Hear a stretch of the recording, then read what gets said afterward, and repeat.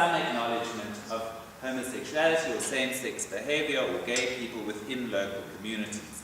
A speaker from Limpopo, for example, acknowledged, he said, there are boys who behave like girls, boy-girls, we see them around here. While a chief from the Free State drew a distinction between those who he said had two sexual organs and those who did not. And here he was suggesting that same-sex unions should be granted to those whose nature is different, to quote, but not to, and to quote again, democracy's gays, who are seen to represent a youth trend or a fashion. So there was this distinction then drawn between people who are really naturally born gay and democracy's gays. This idea that there's been a whole emergence of gay population ushered in by democracy, brought about by the Constitution, that is a fashion, that is something that is a trend, especially amongst the youth. Of course, what I won't go into here is that the sort of the conflation sometimes between intersex and homosexuality that quite often occurs. So the understanding of same-sex desire on the one hand is biologically based and innate, and on the other as a question of choice and circumstance allows for the possibility that homosexuality, under the right conditions, can and will proliferate. So this was the case, especially amongst the youth, who, according to several speakers, were easily led astray.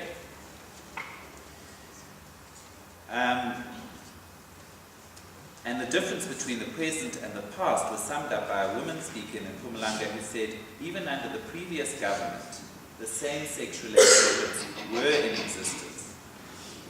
It does not happen now just because we have democracy. Democracy made it possible for people to choose. Now, it was a perceptive remark, but what some see as desirable, in this case the freedom to choose, many others see as regrettable.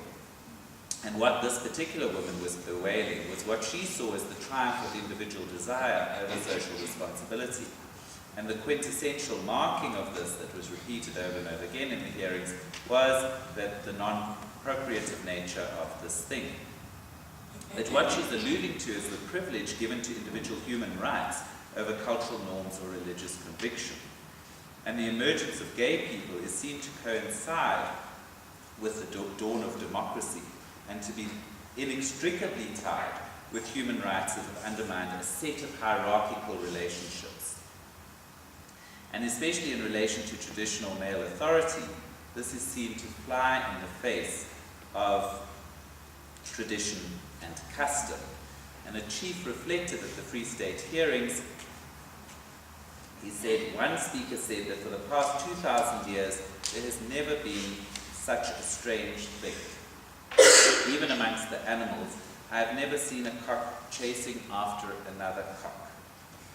So erased from history and excluded from culture, a stranger to kinship, a threat to gender hierarchies, and emblematic of unruly views, homosexuality features prominently in what one might call narratives of national crisis and cultural decay. And the participants in the workshop were correct in asserting that this thing was unpopular and did not represent the wishes of the majority of the population, the very reason for constitutional protection of a vulnerable minority. But then, in the opinion of the workshop participants, a small group of elected officials was imposing legislation counter to majority opinion. So ironically, in this scenario, it was the traditional unelected chiefs who presented themselves as listening to the views of the people and were hence portrayed as the true voice of participatory democracy. So what they're saying is clearly LGBT equality is an unpopular issue. They're the ones who are willing to voice this, whereas people in Parliament insist on imposing this unpopular set of values, and the end point of this is proposing same-sex marriage. So these hearings provide on a micro level a widespread discomfort with the ideals enshrined in South Africa's constitution, and particularly those relating to gender and sexuality. Speaker after speaker articulated in various ways two central tropes of homosexuality, that it's intrinsically un-African and un-Christian, And this thing was clearly experienced as part and parcel of a wide set of social changes that have taken place, particularly in relation to gender roles and norms. And here, homosexuality is seen to be the end point and inevitable consequence of tampering with natural God-given laws governing gender and sexuality. So the argument is, give women equal rights, and before you know it, men will want to marry men and women want to marry women. Now, I just want to sort of trouble the waters a little bit of this divide between the participants in this particular workshop, because what it suggests is that there's a very widespread sense of homophobia in the small towns and the rural areas in which I did my research, and in some respects that was the case, and in some respects that wasn't the case. And here I'll turn to my research in the hair salons of small towns. And this was a particularly interesting area in which to do work, because the gay people working in those salons are very visibly gay. So there's a kind of hyper-femininity and a kind of performed femininity and a performance of gayness that was clearly recognizable to anyone living and working in those small towns. And also the hair salon, the clients tended to be straight women. So it's a point of interface between recognizable, highly visible gay individuals and the kind of broader heterosexual community, if you like. And it's the way, within the hair salon itself, this idea of the association with modernity. So we've seen the way in which homosexuality is often cast as untraditional and African, is seen to be eroding a traditional social fabric. And in contrast, it's also been seen to be associated with modernity, with social change. It's been brought about through the dawn of democracy. It's very associated with the Constitution. It's seen to be something new.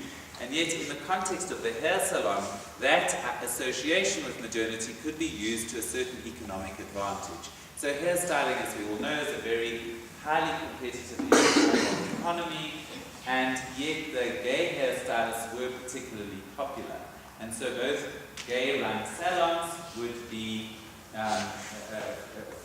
well frequented, and those owned by straight people would try to employ gay stylists because, as one of the stylists said, money is getting inside from the gays. So because of this association with modernity, with fashion, with bringing kind of urban sophistication to rural areas and small towns through the most latest, trendiest hairstyles, that gay people could occupy that kind of economic niche that would then use this idea of modernity to a certain economic advantage. And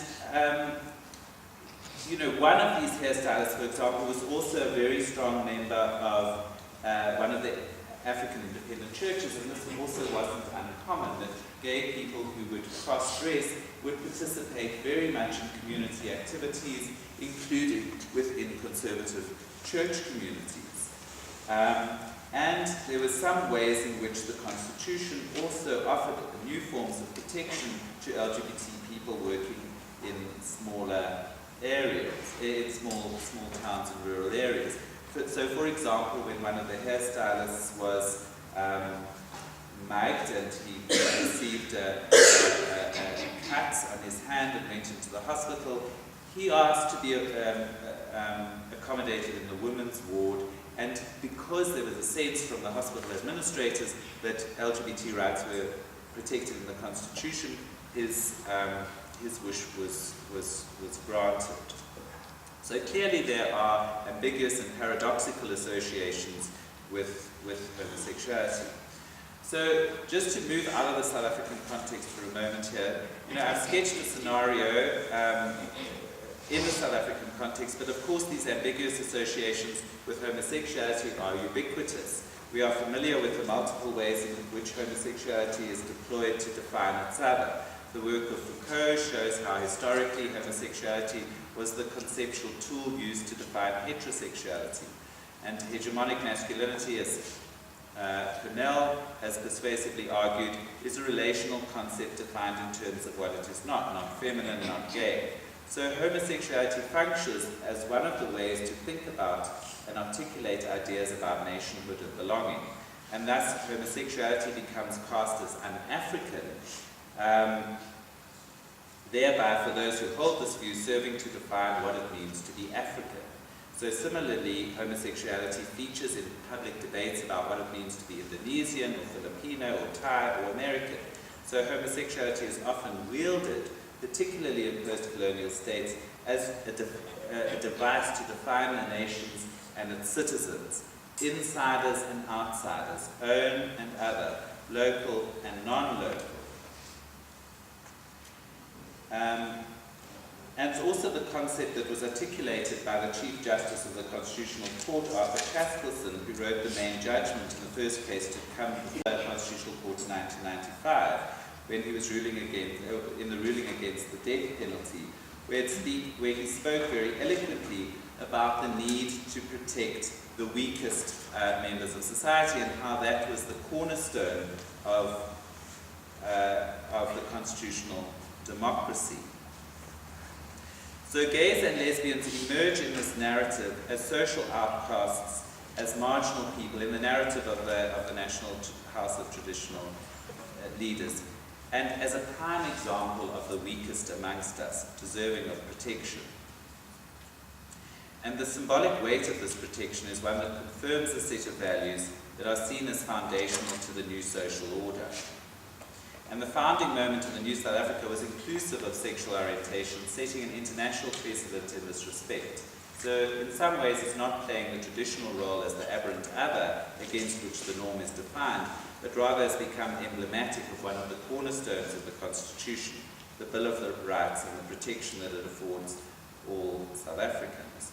So just to conclude then, understanding these ambiguous responses to homosexuality, whether we see it as a litmus test for the resilience of constitutional democracy, or conversely as a moral barometer used to gauge the gap between constitutional ideals and public opinion, analysing these paradoxes will shed light on deeper social cleavages within South African society. If heterosexuality is seen as the hallmark of custom, and if patriarchy is cast as traditional, if a heterosexual marriage is evoked as the bedrock of culture, then it is its other, homosexuality, that comes to represent a series of opposites. In the rhetoric of the hearings, we hear that this thing is about transformation and change, rather than continuity, democracy rather than traditional authority, gender equality rather than hierarchy. And gays are seen to occupy a place between masculinity and femininity, tradition and modernity, Africa and the West. So homosexuality provides good material for the tussle between a rights-based constitution and customary law. And I think if we look at the Constitutional Court judgment from Van der West's case, and we see that there's a particular interpretation of the ways in which customary law should be reconciled with the Constitution.